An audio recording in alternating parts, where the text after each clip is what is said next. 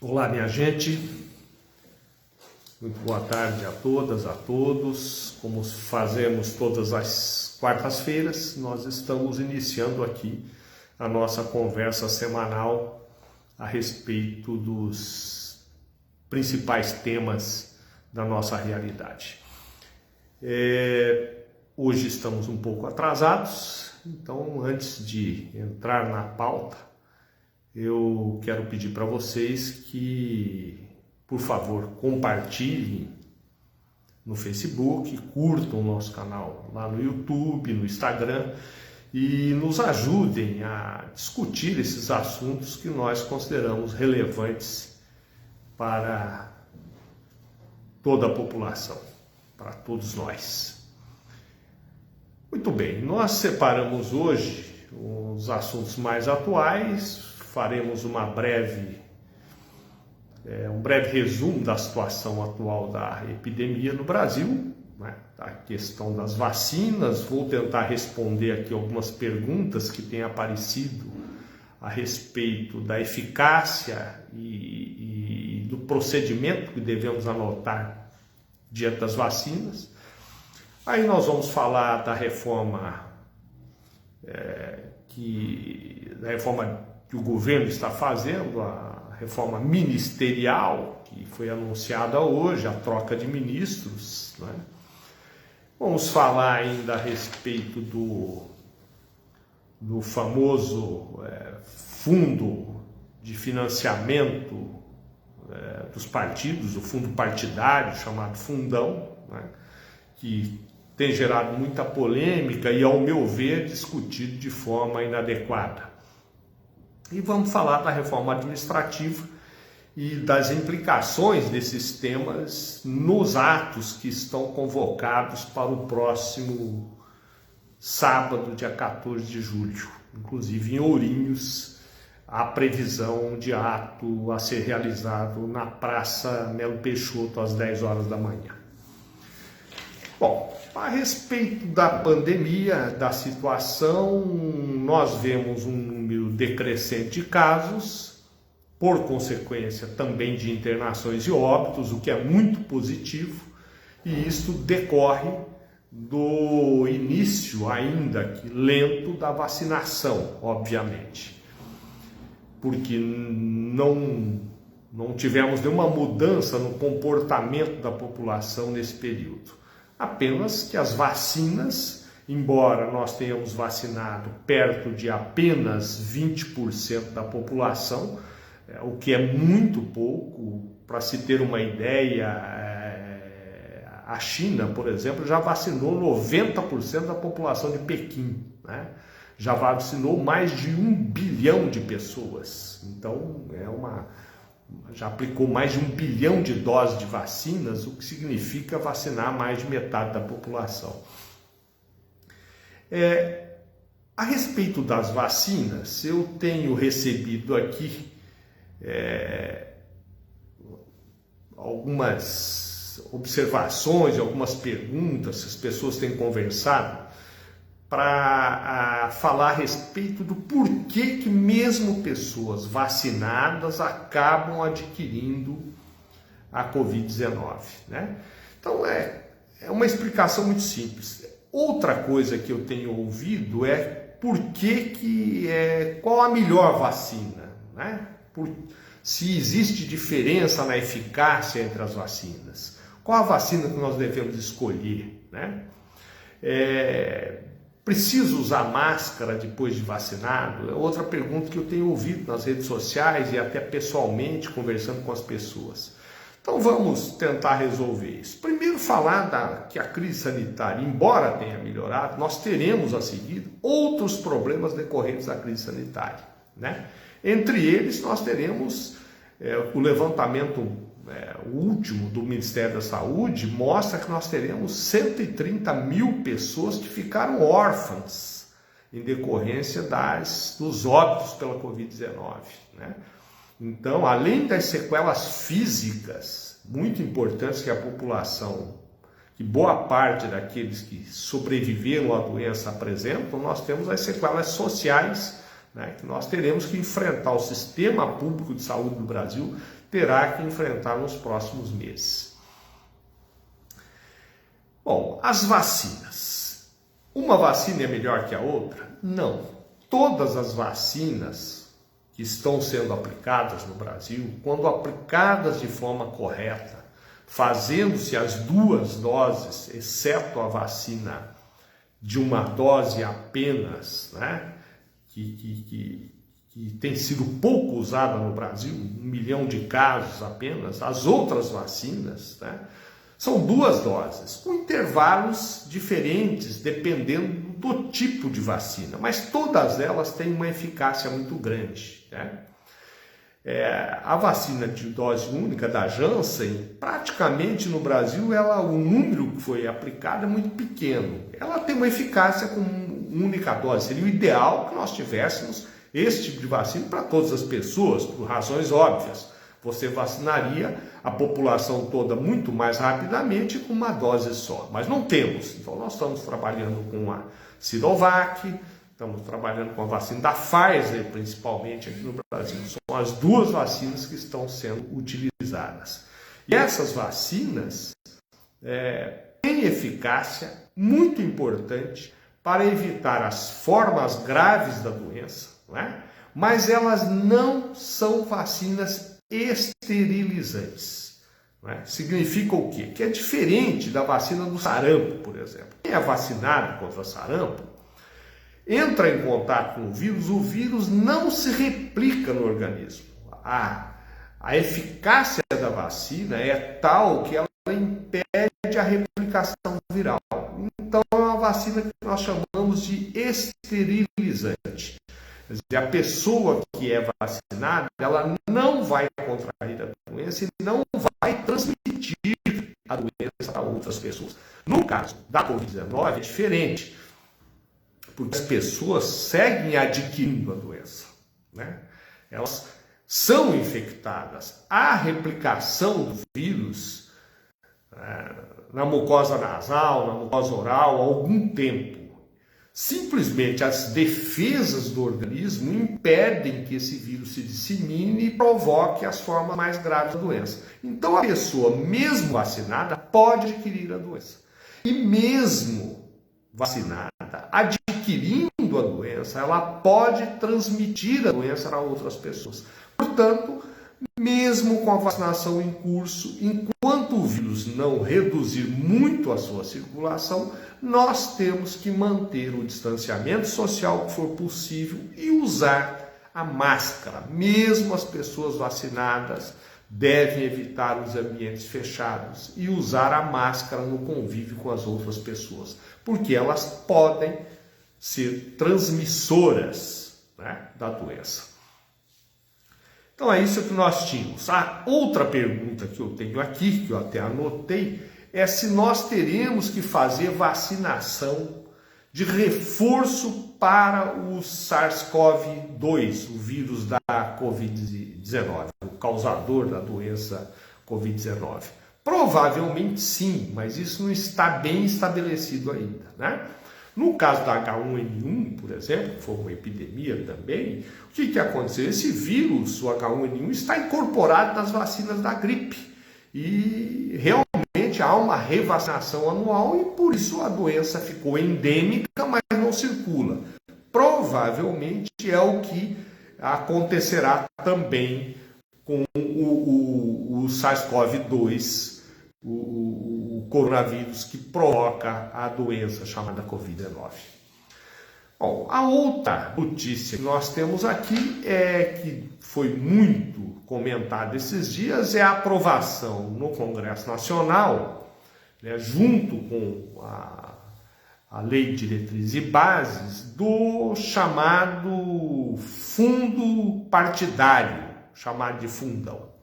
O que aconteceu? Esse fundo partidário é um dinheiro que sai do Tesouro Nacional e que é destinado aos partidos políticos para financiar as atividades partidárias durante as campanhas eleitorais, durante as eleições. É o chamado financiamento público das campanhas. É preciso reconhecer que isso foi um avanço Porque antes desse fundo partidário, era permitido que as empresas financiassem as campanhas. E isso levou a essa deformação do Congresso Nacional e ao Caixa 2, possibilitou a corrupção nos financiamentos das campanhas eleitorais. Foi um avanço você ter, porque isso é mais democrático, permite que todos os candidatos tenham um recurso mínimo para financiar a sua atividade e concorra com candidatos que têm mais recursos, mais ricos. Então isso democratiza, né, as eleições e, por consequência, esperava-se que democratizasse o Congresso Nacional e a eleição das câmaras de vereadores, das câmaras de deputados estaduais e dos governadores, prefeitos, enfim, dos cargos de executivo. Bom, qual é a discussão então? A discussão é que esse fundo partidário, eu até anotei aqui, ele foi aumentado de uma forma muito grande. Ele era 1,7 bilhão de reais e passará a ser, se ele não for vetado pelo presidente, se não for feito um acordo, para 5,7 bilhões de reais. Então, um aumento de 4 bilhões de reais. Realmente exagerado, não é necessário todo esse aumento, né? Os partidos políticos não precisam. O Congresso Nacional poderia ter aprovado medidas mais efetivas e mais democráticas, por exemplo, estabelecendo teto para o financiamento das campanhas, para que cada campanha não pudesse custar mais do que um X de dinheiro, barateando as campanhas. Outra medida seria aprovar um voto lista, fortalecendo os partidos, porque aí você teria uma campanha menor. Ao invés de você ter centenas de candidatos fazendo campanha, cada partido faria uma campanha unitária para os nomes da sua lista de candidatos. Isso seria uma forma muito grande de economizar. A outra forma seria o voto distrital misto, com parte dos parlamentares seriam eleitos por essa lista do partido e uma outra parte concorrendo apenas dentro do distrito, né? Tudo com limite para gasto, como acontece em vários outros países. E uma dura ação da justiça eleitoral combatendo o Caixa 2, o excesso de gasto das campanhas, coisa que realmente não acontece, né? A nossa justiça eleitoral é muito burocratizada, ela fica muito contida nas questões da prestação de contas e tal, e não há uma estrutura para fiscalizar aquilo que é feito fora, né, fora da esfera legal, fora da esfera normal da campanha eleitoral. Então essa é a situação. Mas aí, o que eu quero dizer é que isso não leva em conta um fator muito importante. É como se esses 4 bilhões de reais fossem, num orçamento de trilhões, a coisa mais importante do mundo. É importante, mas não é. Não é, e eu vou dar um exemplo. As emendas, né, para que as pessoas entendam, nós temos as chamadas emendas parlamentares. O que são emendas parlamentares?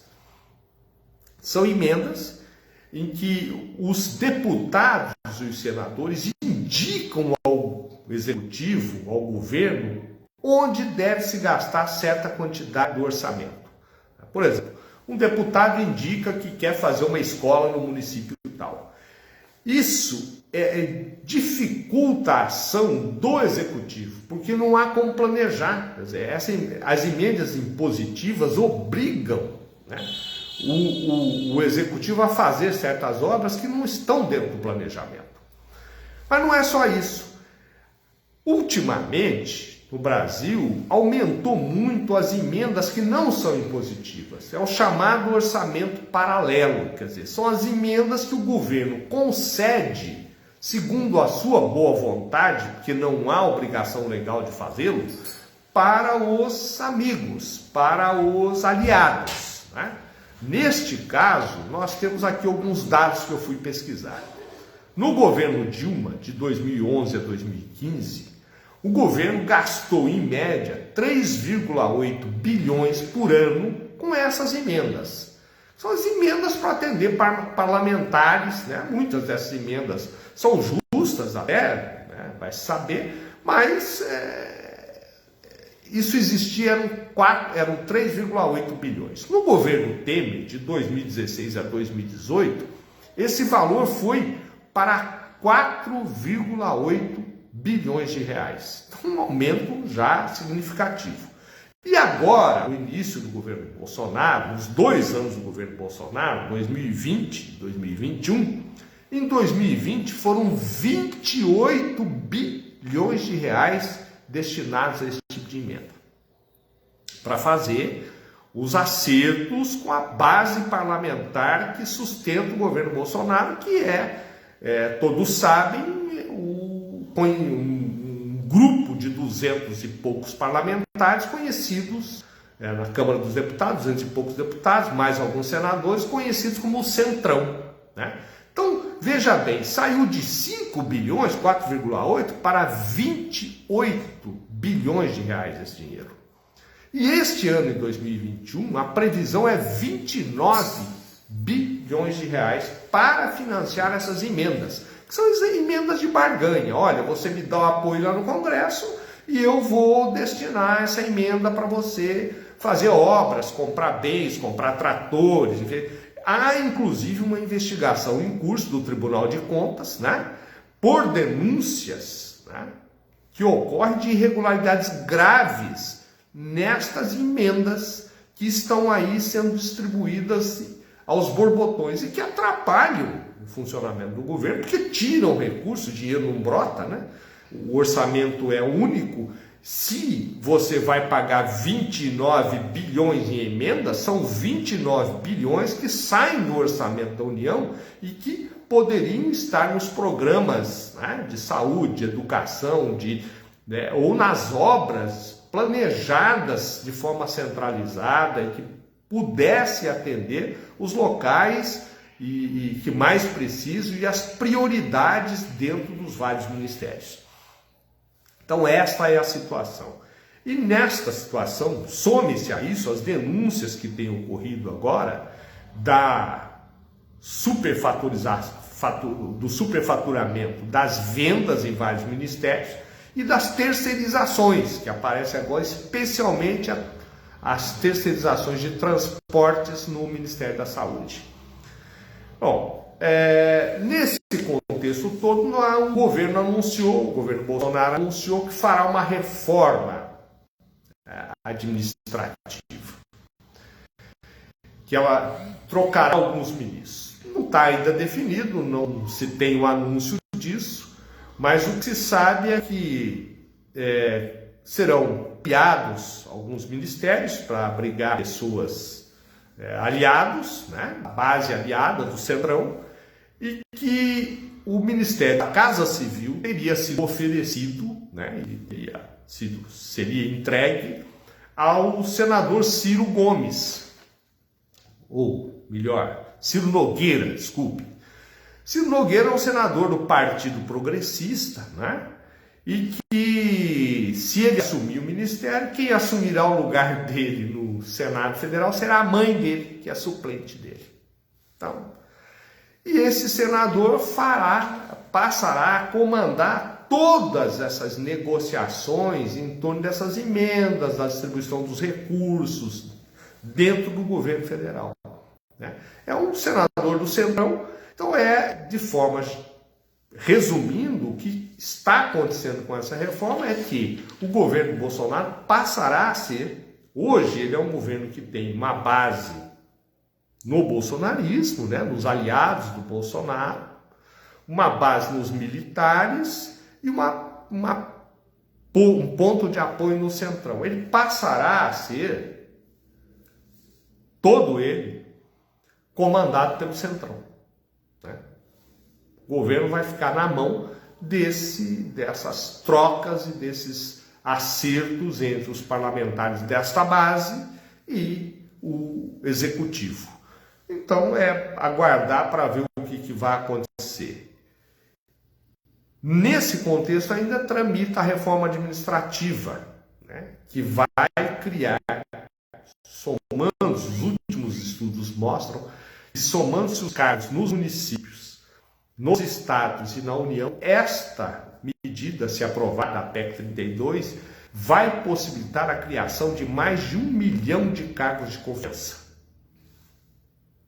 além das terceirizações do serviço público, o que possibilitará uma grande barganha, né? Como nós já temos visto em vários municípios, inclusive aqui na nossa cidade, em Ourinhos, você terá uma barganha entre o executivo e parlamentares em torno desse número exorbitante de cargos de confiança. Então, caminhamos mal, essa é a realidade. E diante disso, nós temos, vi hoje, inclusive, o Sindicato dos Servidores Públicos de Ourinhos, né, vai participar das manifestações do dia 14 de julho, colocando em pauta essa questão da reforma administrativa, que me parece realmente muito grave.